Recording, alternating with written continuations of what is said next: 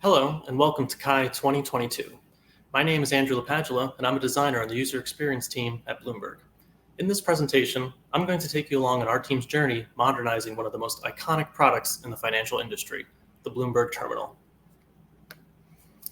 The terminal has become a staple among financial institutions around the world, as it brings together real-time data, news, analytics, communication, and trading capabilities, all in a single piece of software.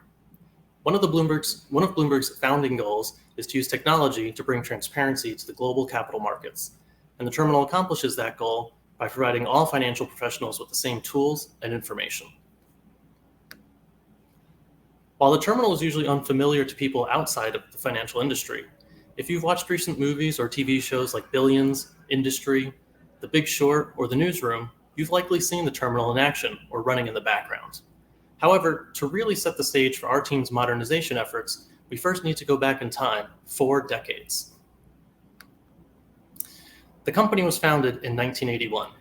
That same year, the first IBM personal computer, the Model 5150, was released. Microsoft Windows, the operating system which dominates today's personal computer industry, didn't exist yet. And ARPANET, the first global network and precursor to today's internet, was only used by governments and universities. The modern internet as we know it did not exist, and the World Wide Web wouldn't be invented by Tim Berners-Lee at CERN for another 8 years. Since all of these technologies that we use today didn't exist at the time, we built everything ourselves. The terminal namesake stems from the earliest versions of the product, which was an actual terminal, an all-in-one hardware and software solution. Since there was no internet available for commercial use, we built our own global network with transatlantic and trans-Pacific cables. Today, we still own, manage, and use one of the world's largest private networks. We even created custom keyboards to accelerate performing specific financial tasks. This early model lasted for about a decade. In the 1990s, when the PC industry began morphing into what it is today, we ported the terminal to run as a Windows-based application and mostly got out of the hardware game, though we do still provide our clients with custom PC-compatible keyboards which are optimized for use with the terminal. After the change to utilizing PCs, our clients can now run the terminal on the same computer as all of the other software they need to support their daily work. Even though the terminal is now a Windows-based desktop application, it is still best to think of it as a mini operating system, similar to iOS and Android, in which thousands of applications, we call them functions, are running inside of this environment. A major difference between Bloomberg and these other platforms is that there are basically no third-party developers. We create all of the applications that run in the system, and we have nearly 7,000 engineers to support them. The terminal environment starts up with 4 interactive windows that we call panels. The panel windows allow users to run and interact with any of the thousands of applications within the terminal ecosystem. We also provide our clients with a way to view many applications at once with limited interactivity with a product called a Launchpad. With Launchpad, our clients can stitch together terminal application components and essentially create a replacement for their desktop wallpaper, which runs in the background and can be used to monitor information throughout the day. The historic legacy of the terminal over 40 years has left Bloomberg's design team with no shortage of challenges. Over the decades, Bloomberg has considerably expanded the terminal to cover nearly all types of financial markets and global regions. As technology has advanced, we incorporated multiple tech stacks to support various enhancements, but that also led to inconsistent experiences across the system. The terminal also still utilizes a commands line, a feature which is now quite uncommon in the era of graphical user interfaces. It requires users to remember specific mnemonic codes and commands, though today you can also type plain language questions on the command line that utilize our question and answering system and natural language processing to bring back the right answers across functions. The user experience team was created to help tackle these overarching platform issues.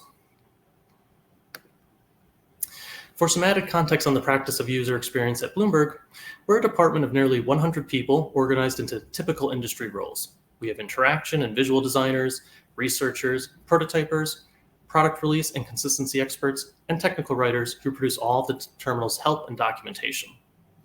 Our group started out focusing heavily on the terminal design system and UI toolkit, as well as patterns for the entire platform.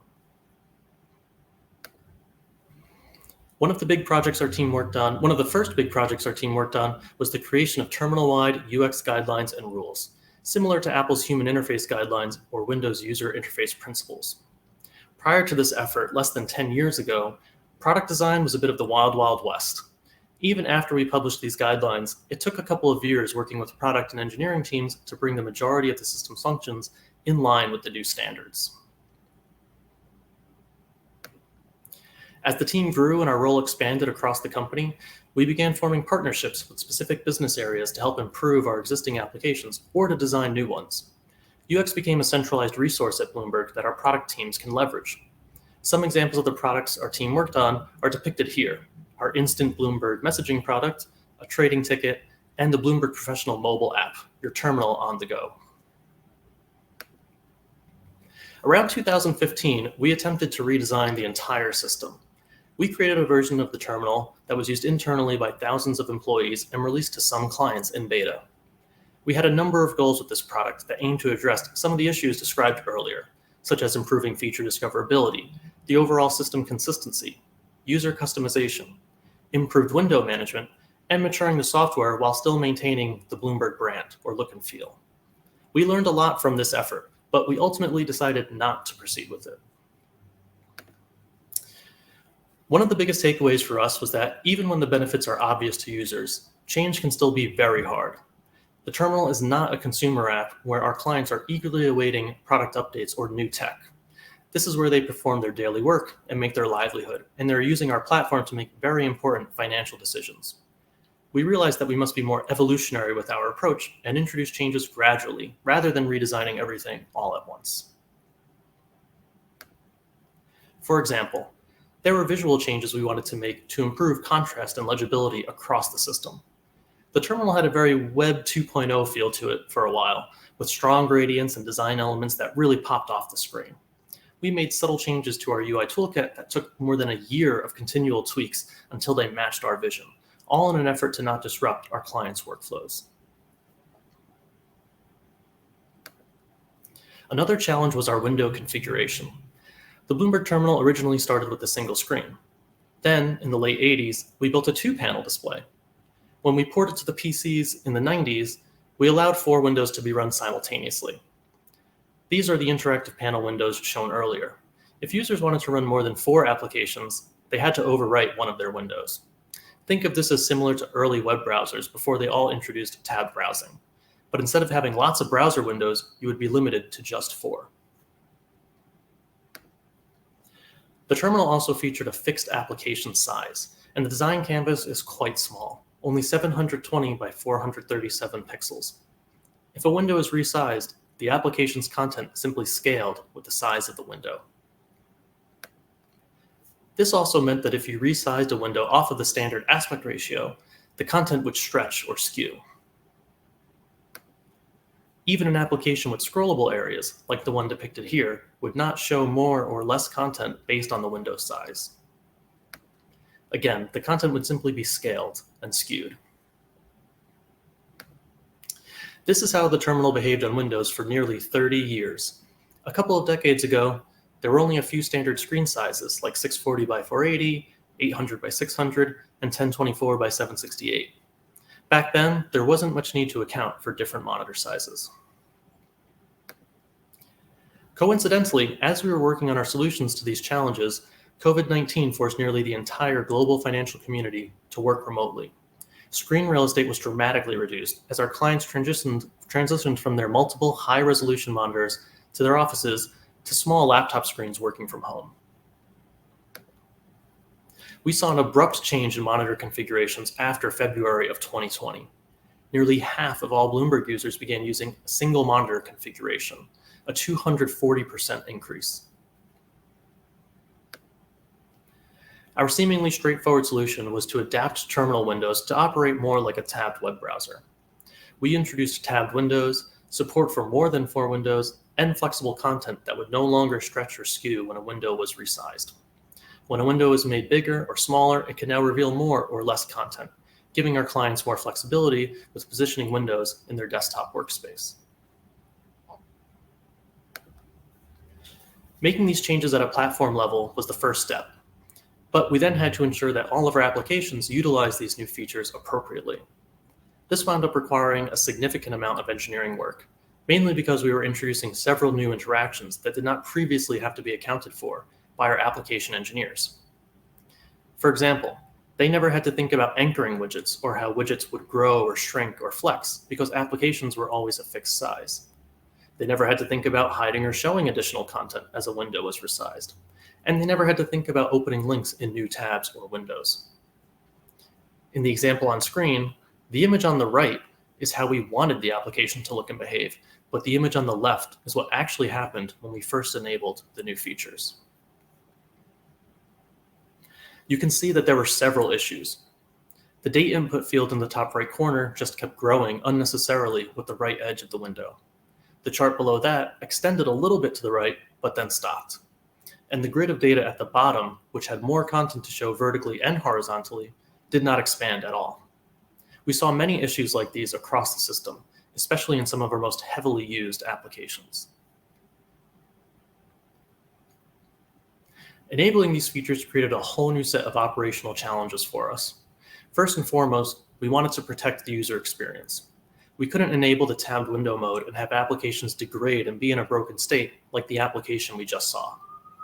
But with thousands of applications and just a small centralized UX team, it was clear we wouldn't be able to get to every single application in a quick enough time frame, especially once our clients started transitioning to working from home. We needed to create a cross-functional team of stakeholders, begin reviewing applications, and communicate our findings and recommendations to the respective engineering teams. And just like our clients were transitioning to working from home, we were as well. So what started off as in-person workshops turned into virtual meetings. To cap it all off, we needed to develop a rollout plan with our sales team to ensure we did not disrupt our users' workflows, but instead would be helping them to adapt to working from home.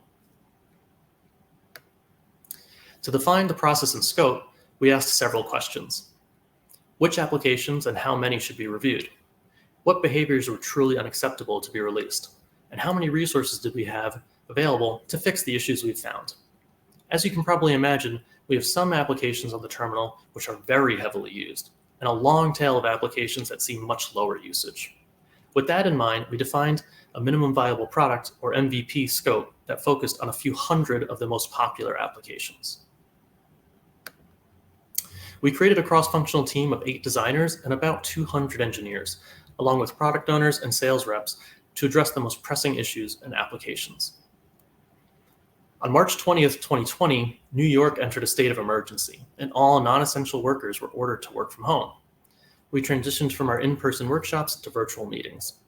As we went through this exercise, we developed heuristics and guidelines that we could surface to the rest of the engineering department so that they would be able to address the common issues we were finding in the lesser used applications.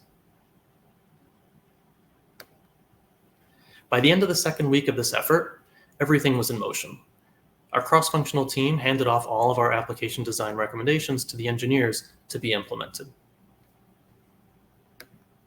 2 weeks after that, at the end of the first month, a majority of the required engineering work had been completed. We decided to release tabbed mode with flexible content to clients in April of 2020 through an opt-in process. And a few months later, around day 150, over 80% of the engineering work had been completed. At this point, we decided to begin a sales and marketing campaign to begin converting all of our clients to the new terminal experience. And as of today, we are happy to share that nearly all of the remaining engineering work has been completed, and more than 99% of our clients are using the modern terminal with tabs and flexible content.